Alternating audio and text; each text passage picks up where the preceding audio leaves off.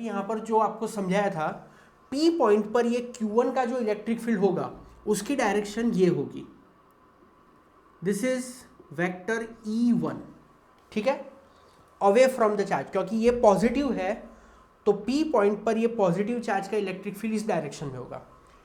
P point पर ये Q2 का जो इलेक्ट्रिक फील्ड होगा वो इस डायरेक्शन में होगा, अवे फ्रॉम द चार्ज, ठीक है।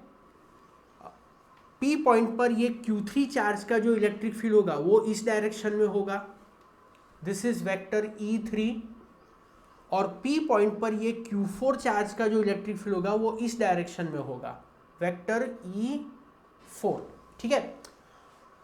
हमें क्या फाइंड करना है, resultant electric field at point P।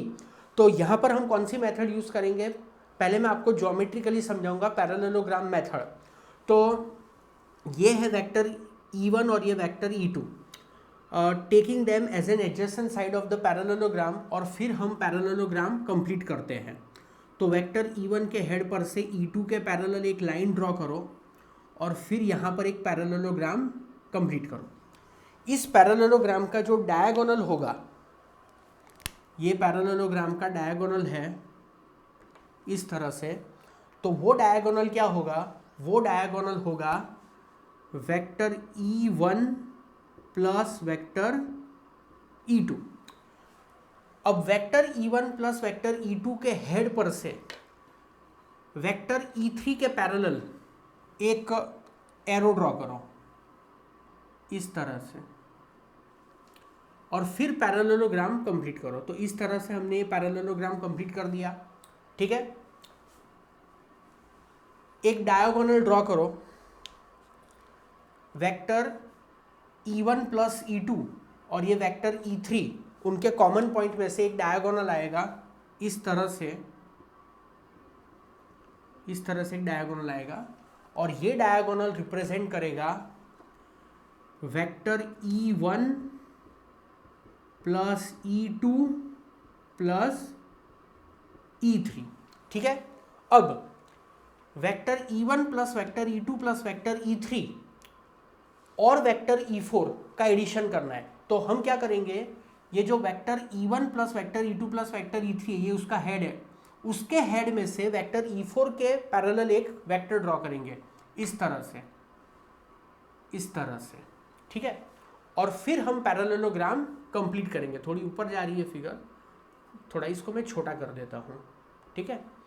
Okay, तो इस तरह से एक पैरेललोग्राम बनेगा। कैसे पैरेललोग्राम बना, देखो ये लाइन, मैं आपको पैरेललोग्राम की 4 लाइंस बताता हूँ। 1 वेक्टर E4, ये लाइन सेकंड लाइन, ये थर्ड लाइन, और ये फोर्थ लाइन।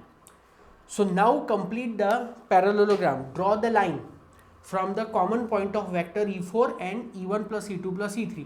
तो वो लाइन कैसे होगी, वो लाइन इस तरह से होगी, ये इस तरह से। तो ये जो बना अभी, this is vector E1 plus E2 plus E3 plus E4। Student, इसी तरह से कुछ मैंने आपको सुपरपोजिशन के टॉपिक में भी एक्सप्लेन किया था। So in this way we can determine the electric field at point P due to the system of charges, बराबर। तो ये एक ज्योमेट्रिकली मैंने आपको एक्सप्लेन किया कि हम कैसे इलेक्ट्रिक फील्ड फाइंड कर सकते हैं। So consider point P having position vector R। Now total electric field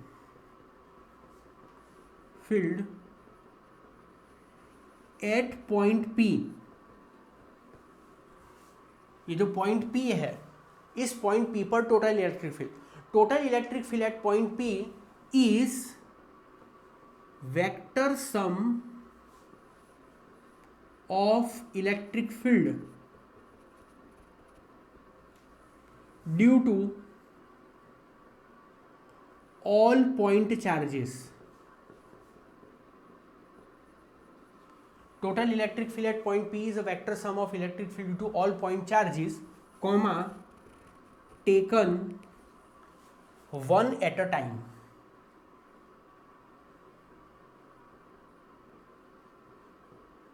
so इस तरह से हम P पॉइंट पर टोटल इलेक्ट्रिक फील्ड को डिटरमाइन कर सकते हैं, ठीक है।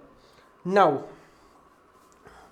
We write formula for vector E1। तो vector E1 is electric field at point P having position vector R, जो कि हमने फिगर में नहीं बताया, due to charge Q1 having position vector R। Student इतना लंबा कुछ लिखने की जरूरत नहीं है, आप सीधा इतना ही लिख सकते हो कि vector E1 is a electric field at point P due to charge Q1, चलेगा। सो इलेक्ट्रिक फील्ड का फॉर्मूला होगा vector E1 is equal to 1/4πε0। क्या था फॉर्मूला? KQ/R²। यहाँ पर आएगा Q1/R1P² यूनिट वेक्टर R1P। देखो फॉर्मूला वही है जो मैंने आपको electric field of A point charge के टॉपिक में एक्सप्लेन किया था। 1/4πε0, वहाँ पर कैपिटल Q था, यहाँ पर स्मॉल q1 है, वहाँ पर R² था, यहाँ पर R1P का स्क्वायर है, वहाँ पर यूनिट वेक्टर R था, यहाँ पर R1P है। नोटेशंस थोड़े चेंज हुए हैं, फॉर्मूला का जो फॉर्म है वो बिल्कुल वैसा ही है। तो यहाँ पर ये R1P क्या है? तो R1P है distance between Q1 and P। वहां पर भी जो R था वो क्या था? P और कैपिटल Q के बीच का डिस्टेंस। तो यहां पर R1P है distance between Q1 and P। और ये क्या है? R1P it is a unit vector in the direction of vector E1।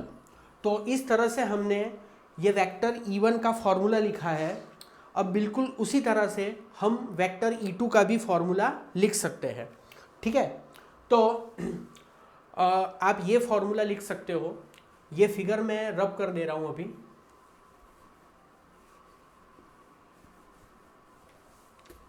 आप फिगर की स्टूडेंट ड्रॉ करके अच्छे से प्रैक्टिस करना, तभी वो आपको अच्छे से समझ में आएगी, ठीक है।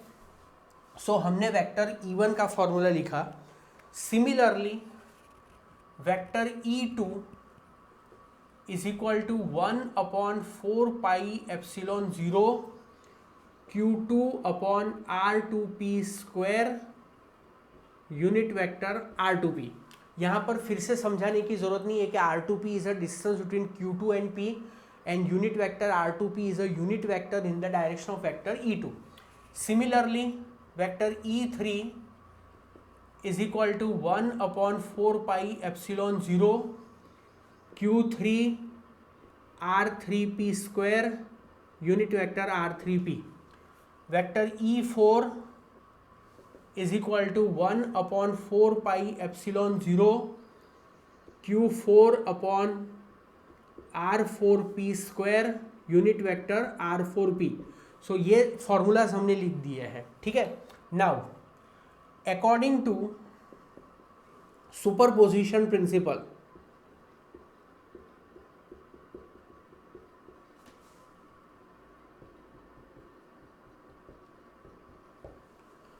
टोटल इलेक्ट्रिक फील्ड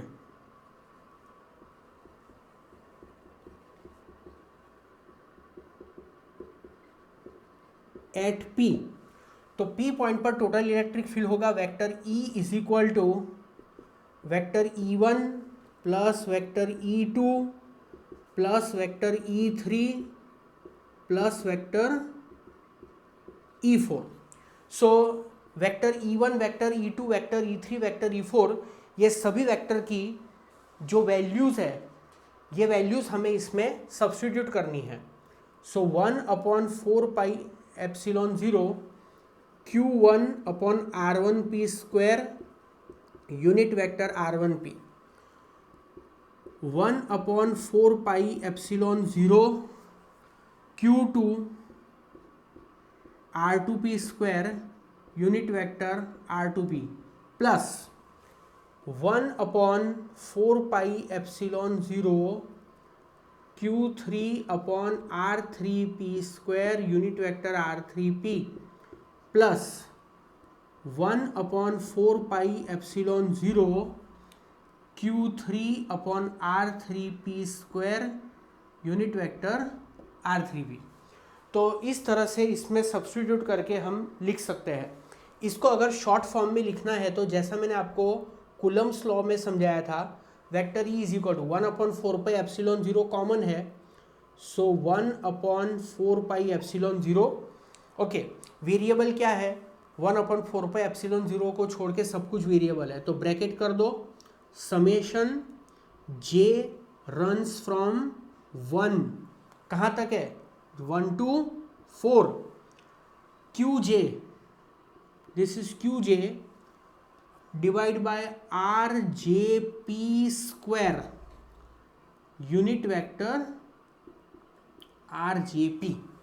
सो ये जो फॉर्मूला है ये फाइनल फॉर्मूला है electric field due to system of charges का, और इस फॉर्मूला पर बेस बहुत ही इंपॉर्टेंट न्यूमेरिकल्स है जिसको हम नेक्स्ट क्लास में सॉल्व करेंगे। Thank you students.